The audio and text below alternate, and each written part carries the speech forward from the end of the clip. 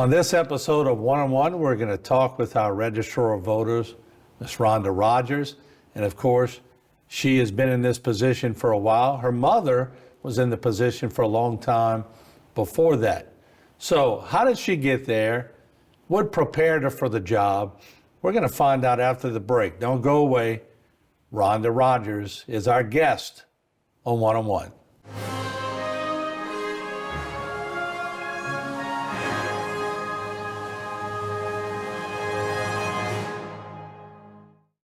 One-on-One is brought to you by the Law Office of Waits and Downer.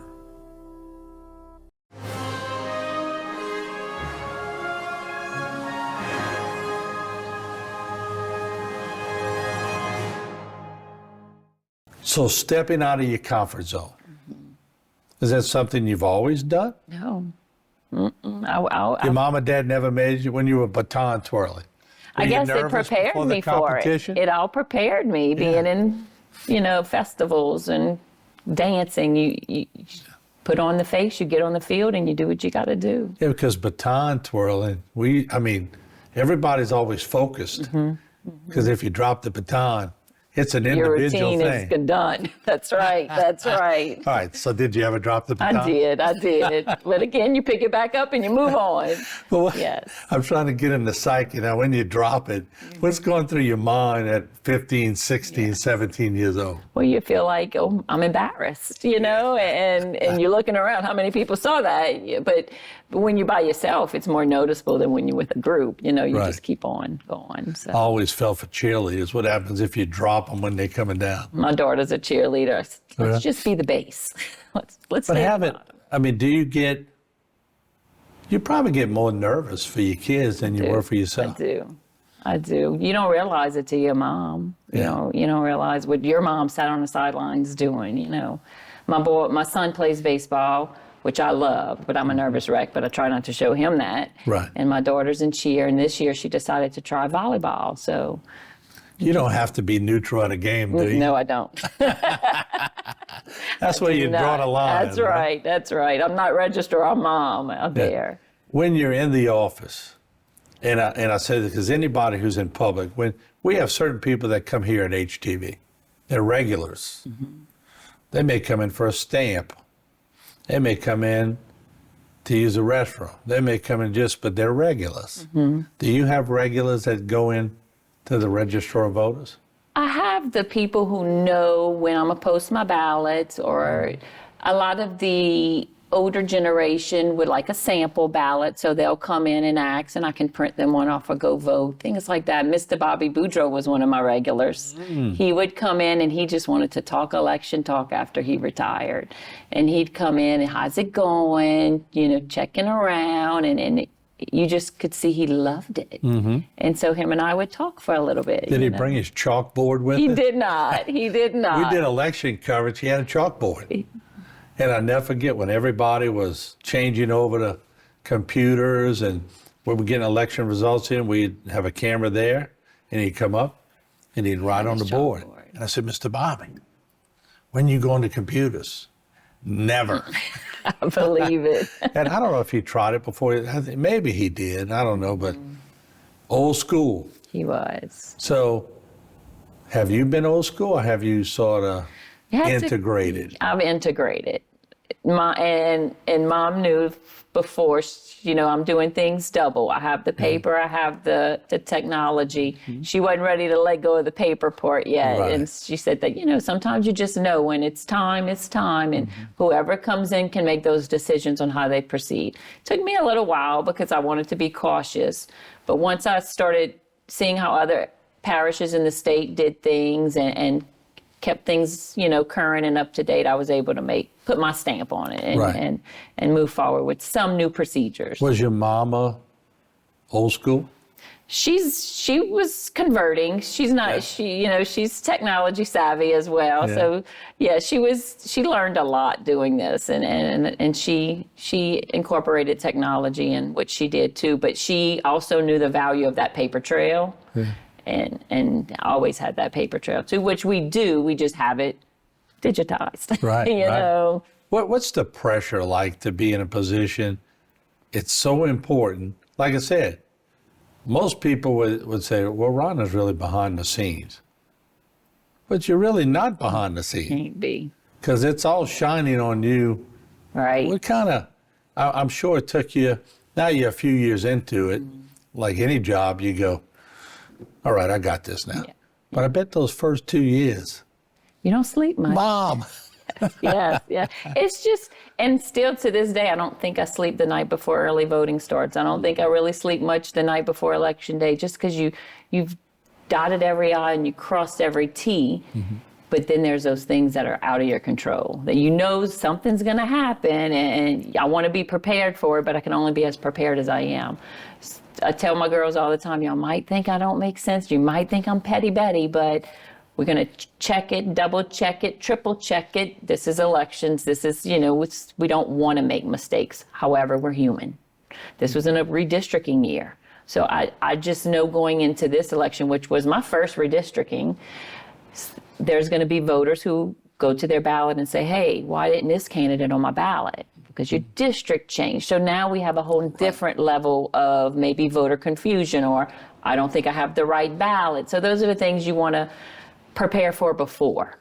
And you have to know all this. Have to know it all, and I have to do it with integrity and with a smile on my face, even, and I know people are passionate. Well, I always voted for this person. I get it, but I didn't make the laws. I'm just implementing them. I'm implementing the new district lines. And so again, we're not perfect. So that's what I tell all my staff. We want to listen to everyone that says, I don't think I have the right ballot, or can you tell me what districts I'm in? We want to listen and we want to check.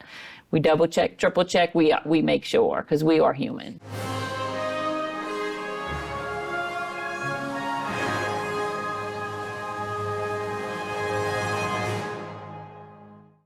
For all of your cases, including those with catastrophic significance, call Waits and Downer Law Firm.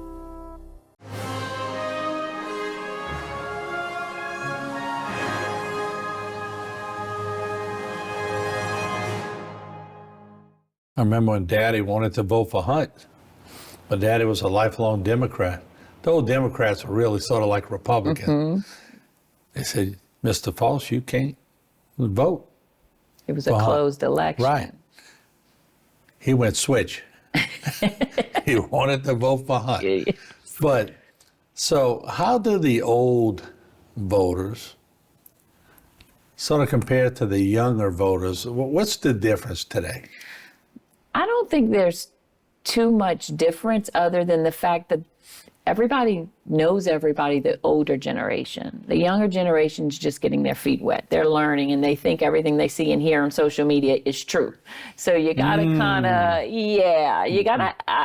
I try to go to schools. I went to South Terrebonne, and I reach out to all the high schools, because 17-year-olds can register to vote. They become active on their 18th birthday. So really? we want to encourage. At 17. You can register at 17. Never knew so if that. your birthday is October 14th, you have to register now so that you become active on your birthday and you can actually vote in this election. So when I go to schools, that's what I tell the kids. One of the biggest, you have to wow them. You have to make it make sense to them. So if I'm in an auditorium full of kids and I say, okay, everybody stand up, half of you sit down, and look around. That's about how many people are registered to vote in the world. Let's say half of the population. Okay, half of y'all sit down that are standing. Those people make decisions for all of y'all, because those show up to vote. And that's good. That's 50%, which is not what we have showing up. So you have to make it relevant to them, and they need to be educated and informed when they make those decisions, and comfortable to do it, and comfortable to talk about it. So I do think they talk about it. I just hope they're getting the right information.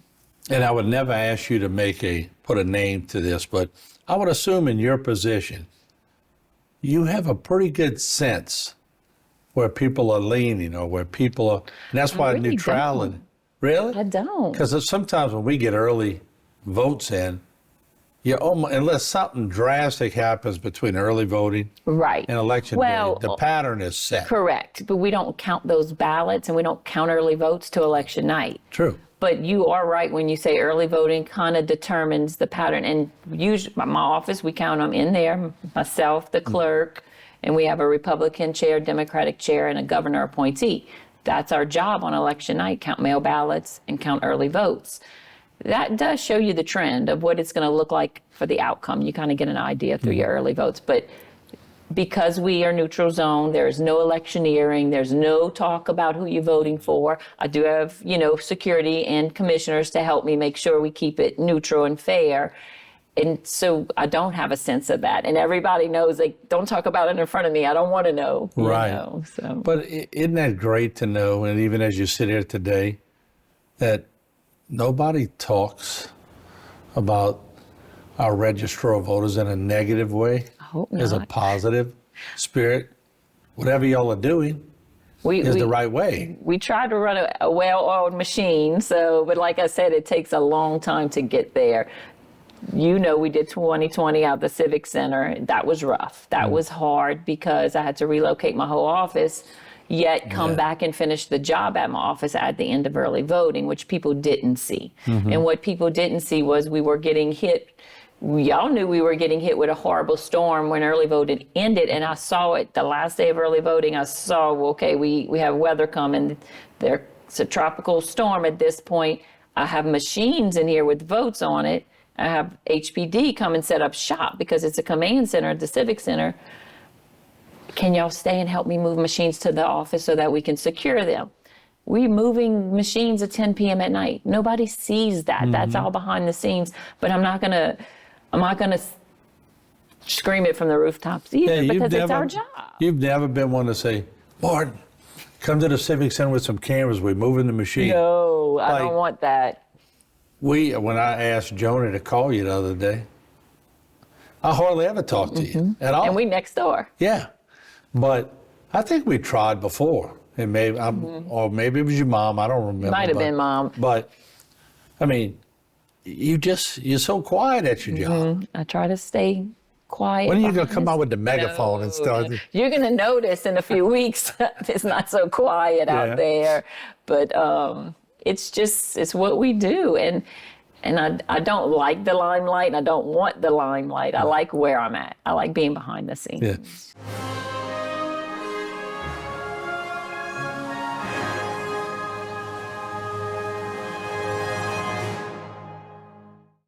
For all of your cases, including those with catastrophic significance, call Waits and Downer Law Firm.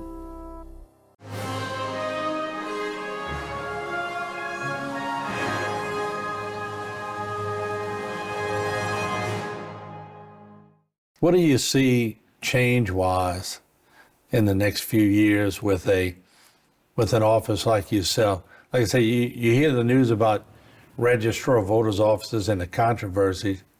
Yours are just solid, but you're always looking for a way to better it. You see anything coming up the pipe? Well, first of all, the parish takes care of me. So I'm very blessed that if I ask, they listen. You always get what you want, but they listen. And so far, they've been so good, especially with setting up for early voting and accommodating me for what we need. So I'm very blessed that they value my opinion and listen. We're going to get new machines. I know that's coming. That's a game changer in how our procedures work and how things operate. So right now we have a well-oiled machine, but when you throw something new into the system, you have to work out all the kinks again. So we're going to need patience. We're going to go and educate the public with whatever machines we have, whether it's machines or paper, we don't know.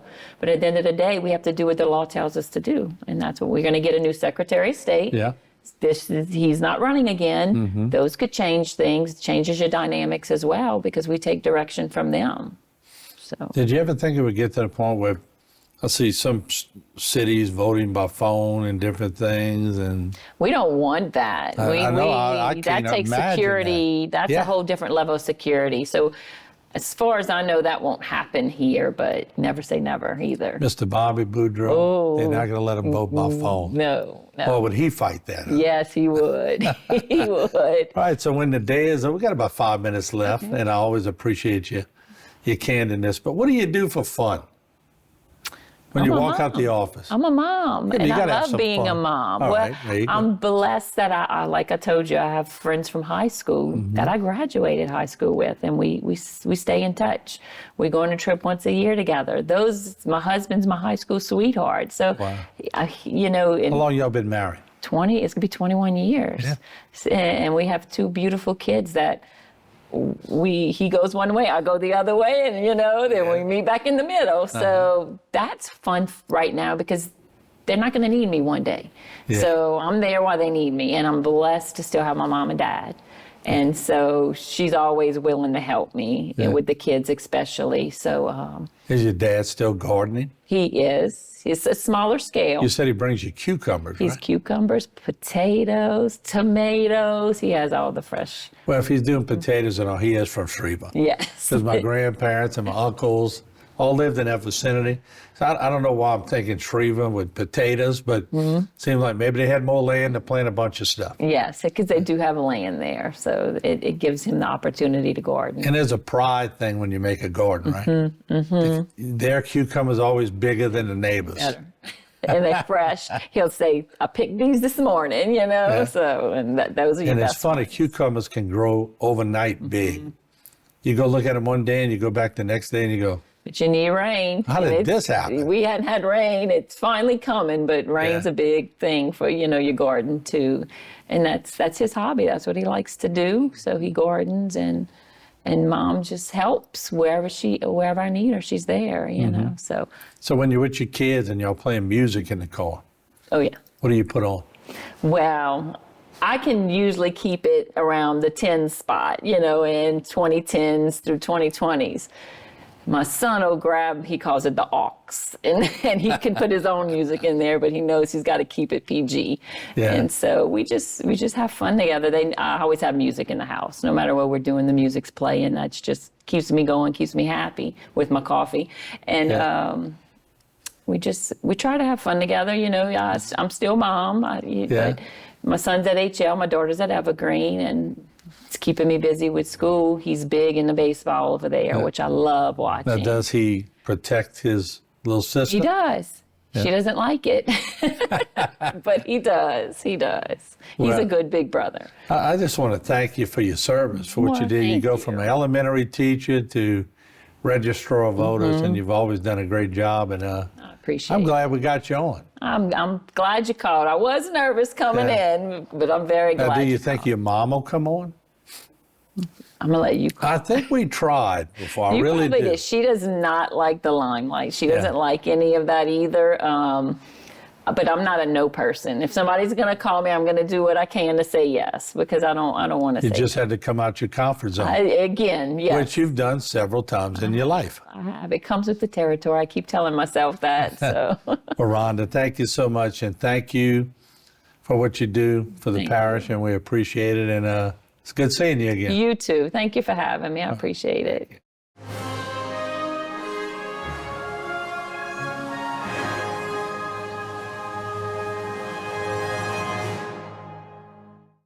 For all of your cases, including those with catastrophic significance, call Waits and Downer Law Firm.